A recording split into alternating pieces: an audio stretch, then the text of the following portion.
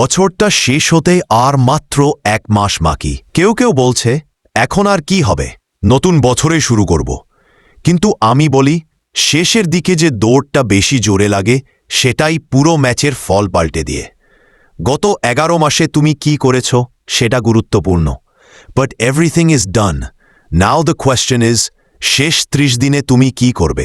এটা সেই সময় যখন সাধারণ মানুষ থেমে যায় আর যারা বড় কিছু করতে চায় তারা শুরু করে।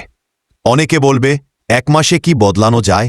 আমি বলি 1 মাসেই মানুষ অভ্যাস বদলায়, 1 মাসেই ওজন কমায় বা বাড়ায়, 1 মাসেই স্কিল শিখে ফেলে, 1 মাসেই পুরো জীবনের পথ ঘুরিয়ে দেয়। সমস্যা হলো সময় কম নয়, সমস্যা হলো মোটিভেশন কম। আর মোটিভেশন আসে সিদ্ধান্ত থেকে।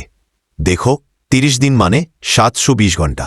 720 ঘন্টায় তুমি চাইলে একটা বই শেষ করতে পারো, ইংরেজি প্র্যাকটিস করতে পারো, শরীর ঠিক করতে পারো, নতুন স্কিল শিখতে পারো, ইউটিউব স্ক্রিপ্ট লিখে 5টা ভিডিও বানাতে পারো, নিজেকে 1% করে প্রতিদিন উন্নতি করতে পারো।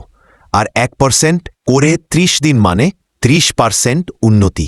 এটা ছোট কিছু না, বরং জীবন পাল্টে দেওয়ার মতো। আমি তোমাকে একটা চ্যালেঞ্জ দিচ্ছি, শেষ 30 দিনে তুমি 3টা জিনিস ঠিক করবে। 1, কোনো একটা খারাপ অভ্যাস ছাড়বে। 2, কোনো একটা নতুন ভালো অভ্যাস শুরু করবে। 3, নিজের ভবিষ্যতের জন্য একটা ছোট স্টেপ নেবে। এই 3টা জিনিস করলে তোমার জীবনটা 2026 শুরু হওয়ার আগেই লেভেল আপ হয়ে যাবে। সবাই নতুন বছর এলে নতুন শুরু খোঁজে, কিন্তু সফল মানুষরা নতুন বছর আসার অপেক্ষা করে না। তারা বলে আজকেই আমার নতুন দিন। তুমি যে 30 দিনকে শেষ বলছো, আমি সেই 30 দিনকেই তোমার নতুন শুরু বলছি।